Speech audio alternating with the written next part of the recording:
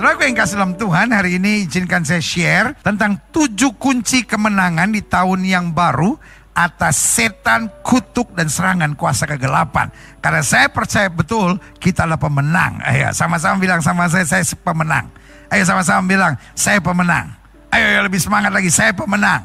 Ya itu mah pecunda. Ayo sama-sama bilang, saya pemenang. Yes, ya kan? Ketik di live chat saudara sekarang, saya pemenang. Yes.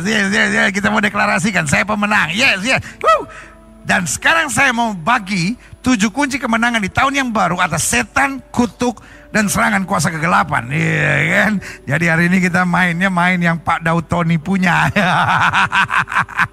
Iya kan? Kita main yang bagian setan-setan ini. Karena saya percaya tahun yang baru kemuliaan Tuhan akan dinyatakan. Amin. Yes. Nah, saya catat begini dari Roma pasal 8 ayat 36 sampai 39. Seperti ada tertulis, oleh karena engkau kami ada dalam bahaya maut sepanjang hari. Kami telah dianggap sebagai domba-domba sembelihan. Tapi dalam semuanya itu kita lebih daripada orang yang menang oleh Dia yang telah mengasihi kita. Perhatikan ya, oleh karena engkau kami ada dalam bahaya maut sepanjang hari. Kami telah dianggap, apa yang dianggap orang lain lihat. Ngerti sampai di sini?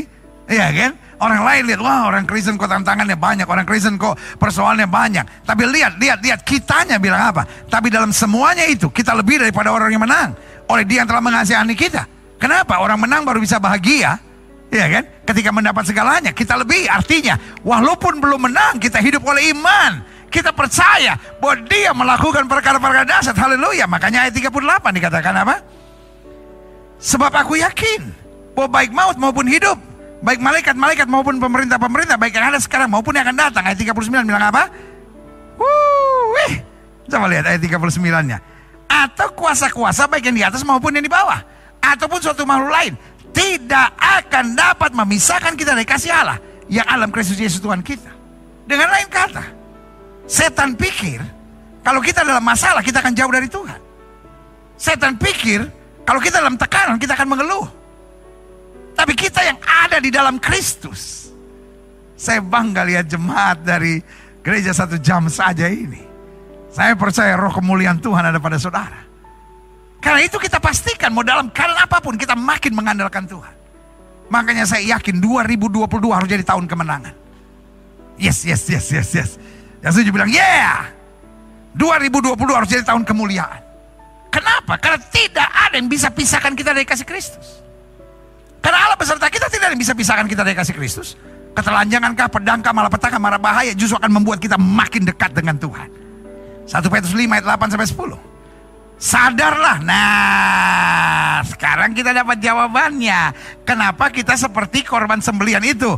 Sadarlah dan berjaga-jagalah, lawan musuh iblis berjalan keliling sama seperti singa mengaum-ngaum dan mencari, bukan mangsa loh, orang yang dapat ditelannya. Iblis memang kelihatannya menakutkan. Seperti singa yang berkeliling, bukan seperti cicak-cicak di dinding, diam-diam merayap, datang seekor nyamuk, hap, lalu ditangkap. Cucu saya yang kecil, cucu wanita saya satu-satunya sekarang, namanya Anaya, belajar lagu itu lucu sekali. Titak-titak di dinding. Dia paling senang kalau saya udah mulai hap. Tapi ya saya mau bilang sama saudara, lawan musuh iblis bukan sama seperti cicak-cicak di dinding yang diam-diam merayap. Lawan musuh iblis sama seperti singa. Tetapi singa ini tahu, dia mencari orang yang dapat ditelan. Berarti ada yang dapat ditelan, ada yang tidak dapat ditelan. Siapa yang tidak dapat ditelan? Yang hidup dalam iman, yang sadar dan berjaga-jaga, yang di dalam dirinya menyadari ada kuasa Allah yang luar biasa. Haleluya. Dikatakan apa? Lawanlah dia dengan iman teguh yang tidak dapat ditelan. Ini harus lawan dengan iman yang teguh, sebab kamu tahu bahwa semua saudaramu di seluruh dunia menanggung penderitaan yang sama. Setiap orang harus melewati peperangan rohani. Spiritual warfare, it's a must. Kita tidak dipersiapkan Tuhan jadi bayi-bayi gendut yang rohani. Tapi Tuhan persiapkan kita jadi tentara-tentara yang gagah berani untuk merebut kemenangan. Itu juga katakan amin. Ayat 10. Jadi lihat, walaupun kita dalam peperangan rohani, ayat 10 bilang, dan Allah, sumber segala kasih karunia yang telah memanggil kamu dalam Kristus kepada kemuliaan yang kekal, akan melengkapi, meneguhkan, menguatkan, dan mengokohkan kamu sesudah kamu menderita seketika lamanya. Memang betul ada penderitaan, tapi kita nggak dikuasai oleh penderitaan. Kita ada penderitaan, tapi kita begitu semangat dalam peperangan rohani ini karena kita tahu kemenangan itu pasti. Taruh tangan kanan sudah di dada, sama-sama bilang kemenangan itu adalah hak saya. Yes, sama-sama bilang kemenangan adalah hak saya. Kemenangan bukan saya usahakan. Kemenangan bukan saya harapkan, itu hak saya kok. Karena itu kemenangan buat kita pasti. Yes. Saudara-saudara ikuti secara online, ketik di live chat saudara. Kemenangan itu pasti. Yeeha! Kemenangan itu pasti. Amin. Why? Karena Tuhan sudah berjanji. Dan kalau Tuhan sudah berjanji, langit dan bumi boleh lenyap, firman Allah tinggal tetap. Haleluya. Lihat selanjutnya. Yakobus 4 ayat 7. Karena itu tunduklah kepada Allah dan lawanlah iblis, maka ia akan lari daripadamu. Folks, iblis boleh punya kuasa, tapi Tuhan kita maha kuasa. Asal kita hidup dalam iman. Betul Alkitab bilang, bagi Allah tidak ada perkara yang mustahil. Tapi jangan salah, di bagian lain dalam Alkitab dikatakan bagi orang yang percaya tidak ada yang mustahil. Amin. Bagi orang yang percaya. Makanya Alkitab bilang tunduk pada Allah. Jangan pakai kekuatan sendiri. Jangan sok tahu, jangan sok jago, jangan sok pintar. Tunduk pada Allah. Untuk itu Alkitab bilang, kalau firmanku tinggal dalam kamu dan jika kamu tinggal dalam aku dan firmanku tinggal dalam kamu, minta apa saja. Itu yang namanya tunduk pada Allah. Artinya kita ada dalam firman dan firman di dalam kita. Dan jika itu terjadi, lawan iblis, maka dia akan lari daripadamu. Klik. Saya catat di sini. Peperangan rohani adalah bagian yang tak terpisahkan dalam hidup kekristenan. Spiritual warfare is a must. Setiap kita yang menerima Kristus sebagai Tuhan dan Juru Selamat, setan gak suka. Karena itu setan akan berperang sama kita. Tapi gak apa-apa, kita juga gak suka sama dia. Saya mendingan setan berperang sama saya daripada setan deket-deket mendekat pada.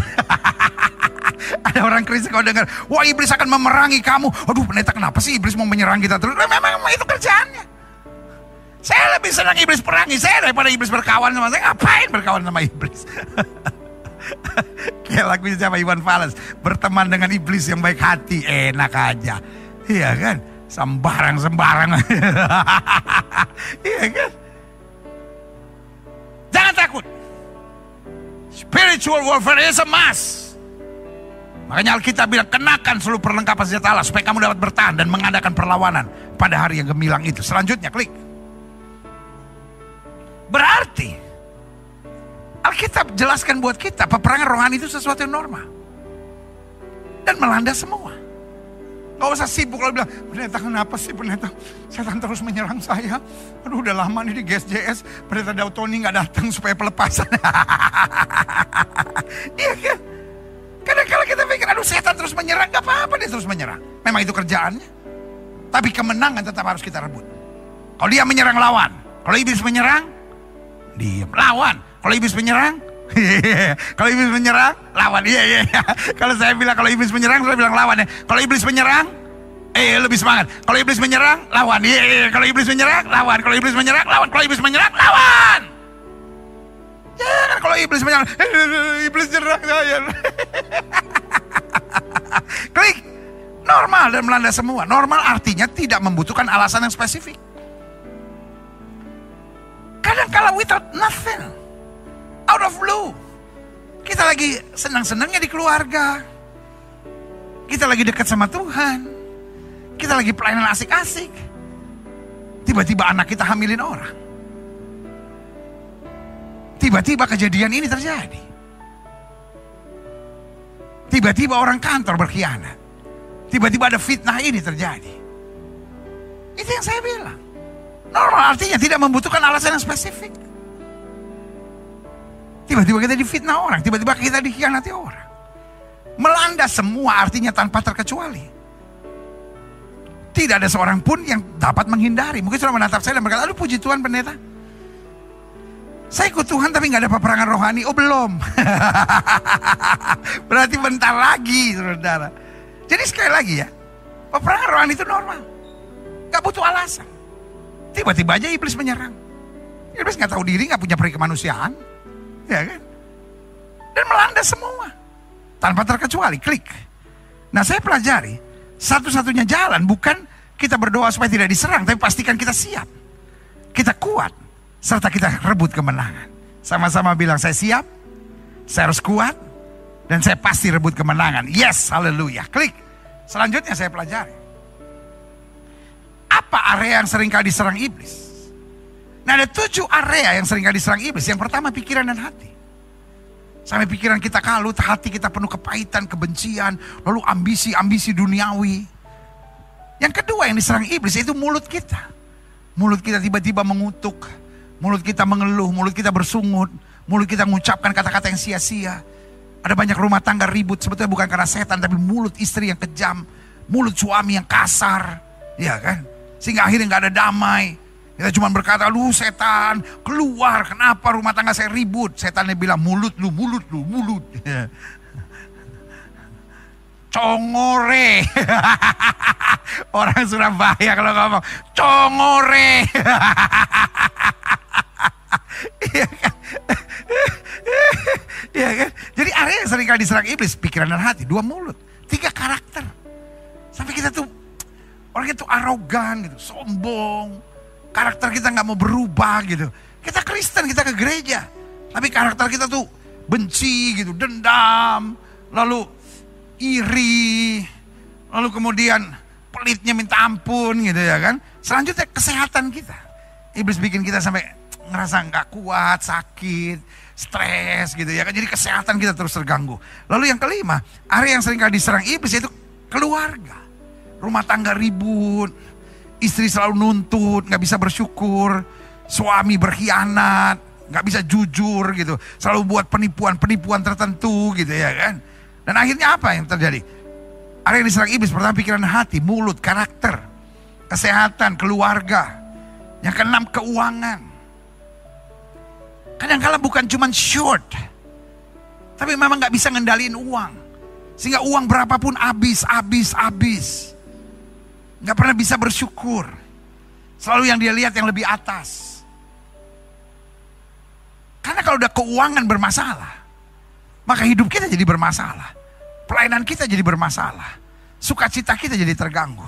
Lalu yang ketujuh, area yang seringkali diserang iblis itu pelayanan. Setiap kali mau ada pelayanan ribut, mau ada pelayanan masalah, mau ada pelayanan persoalan.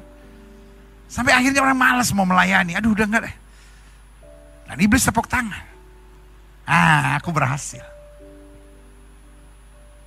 Dia cinta Yesus, dia gak berbuat zina, gak berbuat apa. Cuman dia udah malas pelayanan. Karena setiap kali mau pelayanan ada aja keributan yang setan buat. Karena itu yang saya bilang, ada 7 area yang sering kali mudah diserang iblis. Yaitu pikiran dan hati, mulut, karakter, kesehatan, keluarga, keuangan, dan pelayanan. Klik. Selanjutnya saya pelajari. Tapi pada saat yang bersamaan, izinkan saya bagi 7 kunci kemenangan buat saudara. Bagaimana kita menang atas serangan-serangan iblis atas 7 area itu. Yang pertama, sadari kita sedang dalam peperangan rohani. Dan kita harus kuat menguasai diri dan tenang. Sadari aja. Oh ini peperangan rohani. Peperangan kita bukan melawan darah dan daging. Mungkin saya merasa, aduh kok istri saya hari-hari begini ya. Kok suami saya hari-hari begini ya. Kok menantu saya begini ya. Kok mertua saya begini ya. Kok situasi hidup begini. Ingat ini peperangan rohani. Musuh saya bukan manusia. Musuh saya bukan peperangan. Peperangan saya bukan melawan darah dan daging. Daging dan darah jangan saya benci, daging dan darah jangan saya lawan, daging dan darah jangan saya bentak, jangan saya maki, tapi saya ikat rohnya, saya ikat kuasa di dalamnya. Sadari, oh ini peperangan rohani. Saya harus kuat, saya harus menguasai diri dan tenang. Di saat seperti itu, jangan balas dulu. Walaupun kadang-kala kata-katanya nyakitin, kata-katanya melukai, kita ingat, kita serahkan ke salib. Kita berikan kepada Tuhan, karena kita tahu, oh ini peperangan rohani. Iblis mau ngacauin semuanya, tapi saya harus menang. Karena kuasa kemuliaan Tuhan ada pada kita. Haleluya. Yang kedua. Jadi kunci kemenangan pertama, sadari kita sedang dalam peperangan rohani. Dan kita harus kuat, menguasai diri dan tenang. Serahkan semuanya pada Yesus. Karena Alkitab bilang, peperangan kita bukan melawan darah dan daging. Tapi iblis bisa pakai darah dan daging. Jangan lawan darah dan dagingnya. Tapi ikat kuasa roh yang mengikat dan membelenggunya itu. Yang kedua, pekalkan suara Tuhan untuk merubah hal-hal yang perlu dirubah dalam hidup kita. Karena dalam hidup ini ada 2 hal. Ada hal-hal yang bisa dirubah dan ada hal-hal yang tidak bisa dirubah. Hal-hal yang tidak bisa kita rubah, kita harus bersyukur. Kita harus hadapi. Tapi hal-hal yang bisa kita rubah, kita minta hikmat Tuhan untuk merubahnya. Untuk memampukan kita untuk merubah. Jadi kita harus pekakan suara Tuhan. Kadang-kala suara Tuhan bilang, ya kamu juga masih harus berubah. Kadang-kala suara Tuhan berkata, udah kamu tenang. Ada hal-hal yang kamu gak bisa robah di sini. Tapi kamu tenang aja, sabar aja, kuasain. Nah ini dia. Dalam peperangan rohani jangan biarkan emosi yang meledak. Dalam peperangan rohani jangan logika yang bermain. Kita bisa sakit hati, bisa kecewa, bisa berontak, bisa akhirnya halalkan segala cara. Tapi yang harus bermain adalah kepekaan akan tuntunan roh. Roh Kudus akan ingatkan kita, kamu sabar dulu. Ini adalah peperangan rohani. Tapi Tuhan akan mengadakan pembelaan yang luar biasa. Haleluya. Yang ketiga, hiduplah dalam iman. Sampai selalu isi pikiran dengan hal-hal yang membangun dan menjadi berkat. Jadi maksudnya gini. Kadang-kadang dalam peperangan rohani, kita seperti kayak ngadepin kegoncangan. Kita seperti kehilangan banyak hal. Tapi iman kita bersaksi kepada kita. Ayub jelas-jelas peperangan rohani. Out of blue dia kehilangan segala-galanya. Itu baru dari soal hartanya. Tapi serangan iblis juga pada keluarga. Istrinya tiba-tiba bilang, kutuki Allah dan matilah. Saudaraku, kalau kemudian Ayub ikuti perasaannya, ikuti logikanya, ikuti emosinya, hancur. Tapi dia tahu ini peperangan rohani. Dia hidup dalam iman, isi pikiran dengan hal yang membangun dan menjadi berkat.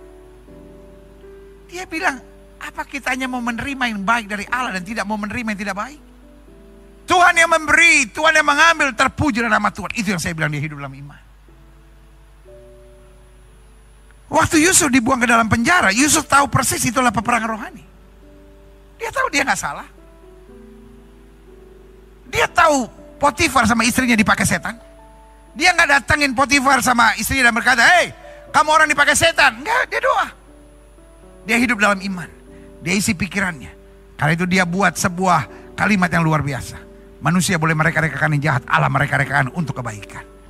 Saudara-saudara yang mungkin sedang ada dalam peperangan rohani. Atau saudara yang mungkin satu saat akan berhadapan dengan peperangan rohani. Kunci ketiga yang saya mau taruh di tangan saudara, di hidup saudara, di hati saudara, di pikiran saudara adalah hiduplah dalam iman. Sampai selalu isi pikiran dengan hal-hal yang membangun dan menjadi berkat. Yang keempat, kunci kemenangan yang saya mau bagikan adalah mendekatlah dan percayalah sepenuhnya kepada Tuhan. Di saat-saat engkau gamang, di saat-saat engkau kehilangan segala-galanya, di saat engkau berkata, aku gak buat salah, tapi kenapa ini ditimpakan pada aku? Mendekat pada Allah. Alkitab bilang, hakku terjamin pada Allah. Kadang-kala yang membuat kita emosi, kadang-kala yang membuat kita lari, kadang-kala yang membuat kita gak tahan. Kenapa? Karena kita makin menjauh dari Tuhan. Kita merasa gak adil. Hidup ini gak soal adil atau gak adil. Hidup ini soal pokoknya saya lakukan bagian saya dengan benar. Waktu saya lakukan bagian saya dengan benar, Tuhan yang akan menyelesaikannya bagi saya. Haleluya. Selanjutnya, yang kelima, jangan lari dari kenyataan. Sesakit apapun, seberat apapun, sekecewa bagaimanapun, jangan lari dari kenyataan. Nikmatilah pertandingan iman ini untuk menuntun pada pengalaman-pengalaman yang dahsyat dengan Tuhan. Yang saudara bilang persoalan, yang saudara bilang tekanan, yang saudara bilang kekecewaan, seringkali bagi saya itulah pertandingan iman. Daud kan juga dimaki sama Goliat. Goliat sampai bilang, hei anjing ke aku sampai kau datangi aku dengan batu seperti itu. Tapi dia tahu ini peperangan rohani. Dia bilang, kau boleh mendatangi aku dengan pedang, tombak, dan dembing, tapi aku datangi kau dengan nama Tuhan semesta alam. Artinya apa? Dia tidak lari dari kenyataan. Dia nikmati pertandingan ini. Walaupun rohnya mungkin akan berkata, jiwanya akan berkata, you can't make it. Kamu gak akan bisa lewati ini semua. Tapi dia tetap hadapi dengan keyakinan bahwa tidak pernah sekalipun orang yang berharap pada Tuhan dipermalukannya. Haleluya. Yang keenam, hindari teman-teman yang tidak membangun. Persoalan Ayub, untuk sementara teman-temannya menguatkan, tapi selanjutnya teman-temannya put him down. Saudara, saya lihat banyak orang yang imannya hebat, imannya kuat. Tapi dalam peperangan rohani, karena yang saya percaya sepanjang tahun 2022 ini, bisa saja ada peperangan rohani yang akan terjadi dalam hidup kita. Tapi satu yang kita tahu, itu normal, itu biasa, itu harus dilewati semua. Tetapi pastikan kita tetap menjaga. Karena Alkitab bilang pergaulan yang buruk menghancurkan kebiasaan yang baik. Di saat-saat seperti itu, engkau perlu pergaulan yang membangun iman saudara. Yang betul-betul mengingatkan saudara untuk takut akan Tuhan. Kenapa banyak orang bercerai? Di tengah gamangnya dia kumpul sama kelompok-kelompok. Biasanya pepatah bahasa Belanda bilang gini, suk, sort. Jadi yang sejenis akan mencari yang sejenis. Pepatah bahasa Inggris bilang burung dengan sayap yang sama akan terbang bersama-sama. Biasanya kita kalau lagi kepahitan, kumpul sama yang kepahitan gitu. Lalu membentuk barisan, namanya barisan sakit hati. BKK, barisan kelompok kepahitan. Nah ini dia. Gereja kalau udah barisan kelompok kepahitan kumpul, wah gereja baru. Namanya Gereja Kepahitan Sejahtera Indonesia. Iya kan? Di saat-saat itu. Kenapa banyak orang akhirnya pahit jadi bercerai? Karena kumpul sama kelompok-kelompok yang mengiyakan perceraian. Tapi ada orang punya pengalaman yang bahkan lebih pahit dari itu. Tapi dia kumpul sama teman-teman yang ngajaknya doa, ngajaknya persekutuan, ngajaknya nyembah Tuhan, dapat kekuatan, mujizat dan pemulihan terjadi. Dan yang ketujuh, yang terakhir, banyak bersyukur, memuji dan memuliakan Tuhan. Dalam peperangan rohani kadang-kala kita doa juga gak tahu mau minta apa. Yang ada cuma kita rasa hancur, yang ada kita cuma rasa habis semuanya. Folks, mungkin kau sedang hadapi, atau mungkin kau tidak sedang hadapi. Tetapi satu saat di tahun 2022 pasti engkau akan menghadapinya. Di saat seperti itu jangan mengeluh. Jangan bilang Tuhan saya udah gak sanggup. Jangan bilang Tuhan apa lagi yang saya mesti buat. Sudah, gak usah ngomong apa-apa. Nyembah Tuhan aja. Memuji Tuhan aja. Bersyukur aja. Cuma bilang Tuhan, Engkau Tuhan yang baik. Aku tidak pernah dikecewakannya. Semua mata terpejam. Setiap kepala tertunduk, setiap hati terangkat pada Tuhan. Folks, let me tell you. You are winners in Christ. You are champion in Christ. Engkau adalah pemenang-pemenang dalam Kristus. Jika itu doamu, taruh tangan kananmu di dada. Engkau sedang dalam peperangan rohanikah? Atau mungkin hari ini kau berkata, Tuhan ingatkan aku kalau aku dalam peperangan rohani. Supaya aku tetap peka akan suara Tuhan dan tetap fokus akan kemenangan yang Tuhan janjikan. Taruh tangan kananmu di dada. Izinkan saya berdoa sekarang. Bapa, hari ini kami belajar. Ada peperangan rohani. Iblis mau buat kami gamang. Mulut kami liar. Pikiran kami negatif, hati kami busuk. Kesehatan kami terganggu, rumah tangga kami kacau. Dan akhirnya hidup kami, keuangan kami penuh dengan goncangan-goncangan. Tapi hari ini sudah dibukakan oleh kebenaran firman-Mu. Bagaimana di saat-saat peperangan rohani kami tetap mengandalkan Tuhan. Tetap bersandar pada Tuhan. Dan tetap melekat akan janji-janji Tuhan. Remind us, oh God. Ingatkan kami ya Tuhan. Sadarkan kami ya Tuhan. Supaya dalam peperangan rohani ini kami tetap memandang Tuhan. Kami tahu peperangan kami bukan melawan darah dan daging. Tapi roh-roh jahat di udara. Karena itu berbicara terus. Bimbing kami meteraikan firman-Mu. Sehingga 7 kunci kemenangan yang Tuhan sudah sediakan. Melalui pemberitaan firman hari ini. Kami simpan terus dalam kehidupan kami. Kami pergunakan pada waktunya. Sehingga sepanjang tahun 2022 ini, peperangan-peperangan rohani apapun yang kami lewati, kami dapat berkata, kami lebih daripada orang yang menang. Karena Kristus yang mengasihi kami. Terima kasih Bapa, terima kasih.